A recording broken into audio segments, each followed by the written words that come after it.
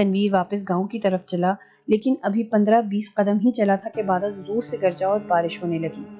تنویر تیزی سے قدم اٹھانے لگا تاکہ بارش تیز ہونے سے پہلے کرشن کے گھر پہنچ جائے، جہاں سیتا اس کا بے تابی سے انتظار کر رہی ہوگی۔ لیکن بارش میں شدت آ گئی اور اس کا لباس بری طرح بھیگ گیا۔ کچے راستے پر کیچڑ ہوتا جا رہا تھا اور پھسلنے کا اندیشہ تھا، اس لیے وہ احتیاط سے قدم اٹھانے لگا۔ اسی لمحے بجلی کڑکی اور بارش میں مزید تیزی آنے لگی۔ تنویر کو مجبوراً رکنا پڑا۔ کچے راستے پر مٹی کے سبب پانی جمع ہونے لگا۔ اس کا لباس پانی سے تر ہو چکا تھا اور وہ کافی سردی محسوس کر رہا تھا۔ بارش کی براہ راست بوچھاڑ سے بچنے کے لیے وہ ایک درخت کے تنے سے ٹیک لگا کر بارش رکنے کا انتظار کرنے لگا۔ گہرے سیاہ بادلوں کے سبب کافی تاریکی پھیل گئی تھی۔ سڑک کے دونوں اطراف گنجان درختوں کی وجہ سے وہاں اتنا اندھیرا تھا کہ چند فٹ تک بھی دیکھنا دشوار تھا۔ بابو جی، آپ نے کہاں جانا ہے؟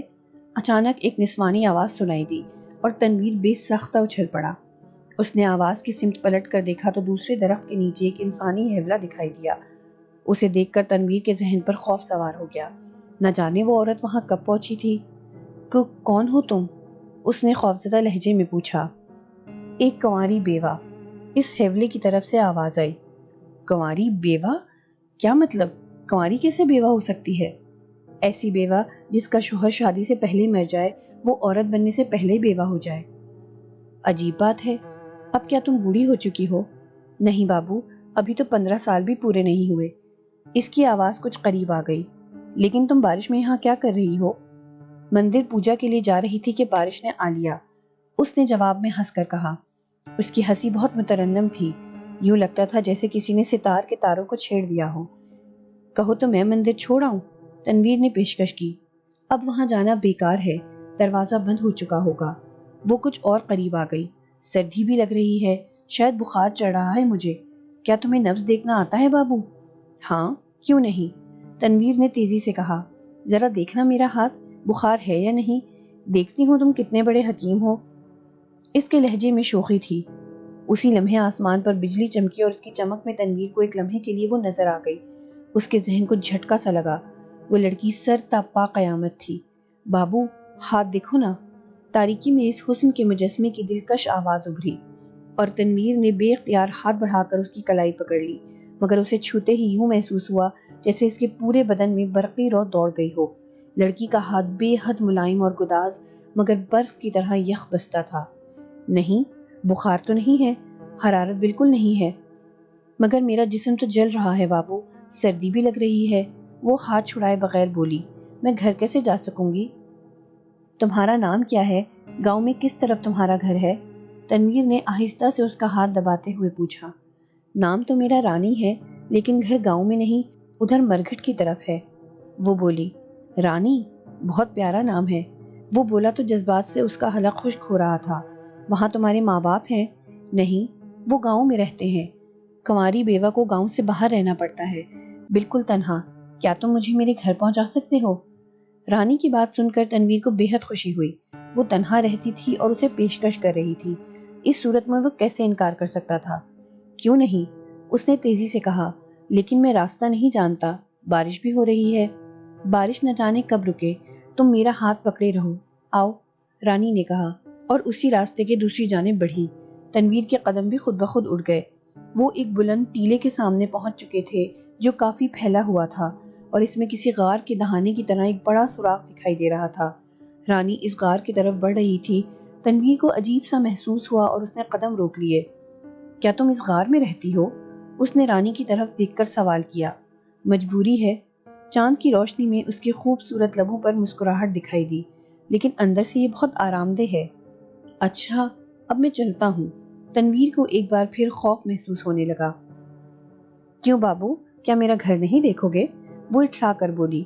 تم نے مجھ پر اتنا بڑا احسان کیا ہے، کیا مجھے خدمت کا موقع نہیں دو گے؟ اس کے ساتھ ہی اس نے تنویر کی آنکھوں میں جھانکا۔ اس سے نگاہیں ملتے ہی تنویر کے ذہن پر عجیب سا خمار طاری ہونے لگا، لیکن اسی لمحے چاند پھر بادلوں میں چھپ گیا۔ وہ اس کا بازو پکڑ کر کھینچتے ہوئے بولی، آؤ بابو، میں تمہارے احسان کا بدلہ چکانا چاہتی ہوں۔ تنویر انکار نہ کر سکا۔ وہ اس کے ساتھ نیم تاریک غار میں داخل ہوا ہی تھا کہ اچانک اس کے نتنوں سے عجیب سی بدبو ٹکرائی۔ اسے یوں لگا جیسے وہاں گوشت جلنے کی سڑانٹ پھیلی ہوئی ہو۔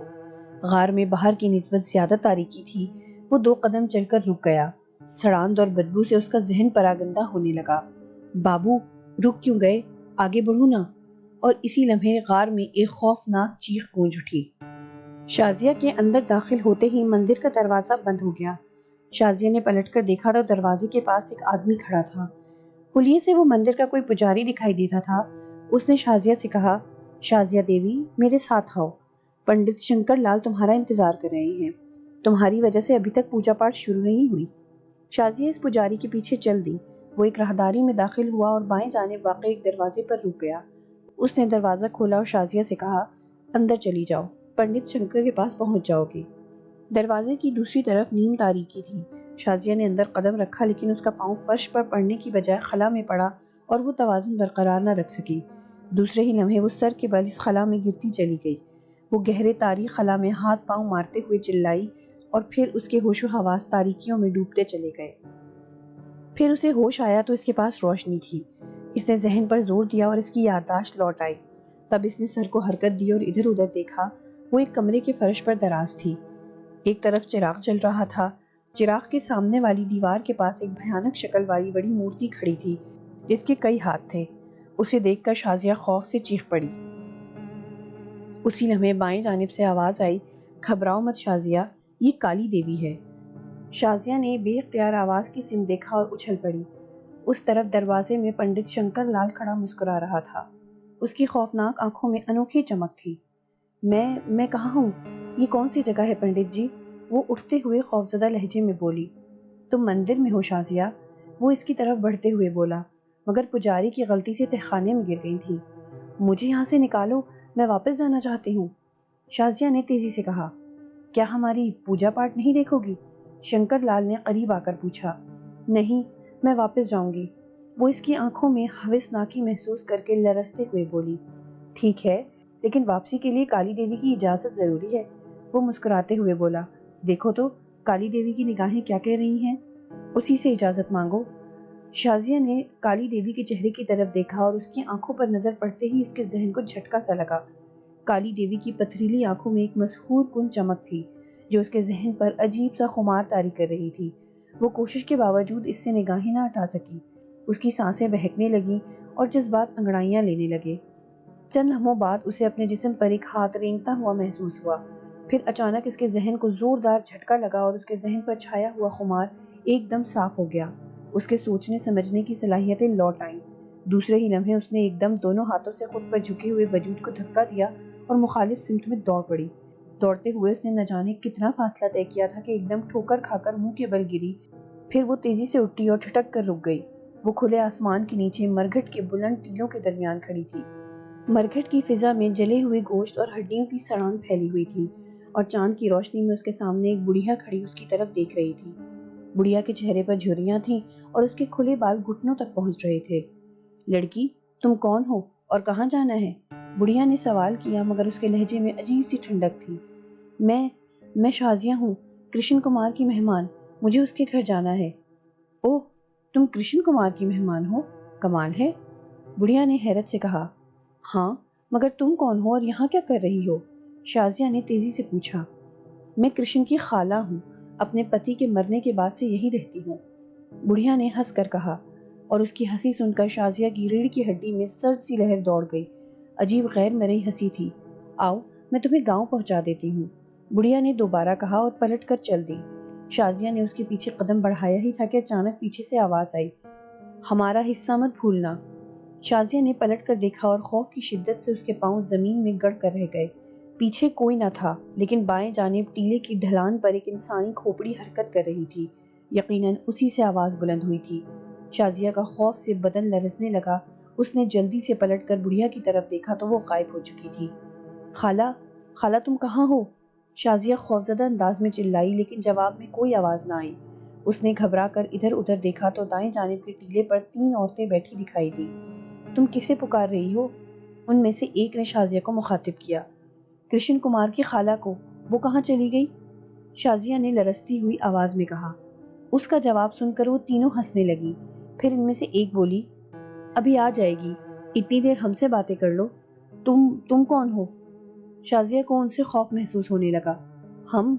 ہم وہی ہیں جن کی موت کا تماشا تم دیکھنے یہاں آئی ہو۔ مگر تم تو زندہ ہو، شازیہ خوف سے ہکلائی۔ ہم زندہ ہیں؟ اس نے حیرت سے اپنی ساتھی عورتوں کی طرف دیکھا اور وہ سب یکدم غضبناک نظر آنے لگی۔ ایک نے شازیہ کو گھورتے ہوئے اپنی ساتھیوں سے کہا، آؤ اسے بتائیں کہ ہم کس حد تک زندہ ہیں، اس نے ہمیں زندہ کہہ کر ہماری قربانی کی توہین کی ہے۔ وہ سب اٹھیں اور خطرناک تیوروں کے ساتھ ٹیلے سے اترنے لگی۔ شازیہ کا خوف سے رگوں میں خون جمنے لگا۔ وہ سمجھ چکی تھی کہ وہ ستی ہونے والی عورتوں کی روحیں ہیں۔ وہ ٹیلے سے اتر کر شازیہ کی طرف بڑھی ہی تھی کہ شازیہ خوف سے چلائی اور اس نے دوڑ لگا دی۔ عقب سے ان عورتوں کے قہقہے سنائی دیے۔ شازیہ بدحواس ہو کر دوڑتی ہوئی چلا رہی تھی، بچاؤ بچاؤ! اچانک اس نے ٹھوکر کھائی اور منہ کے بل زمین پر آ گری۔ اس نے جلدی سے سنبھل کر پیچھے دیکھا تو وہ ایک جلی ہوئی انسانی کھوپڑی تھی جس سے ٹکرا کر وہ گری تھی۔ کھوپڑی دیکھ کر وہ اور بھی دہشت زدہ ہو گئی۔ پھر اس نے بدروحوں کی طرف دیکھا تو وہ بدروہیں یا عورتیں تیزی سے اس کی طرف بڑھ رہی تھیں۔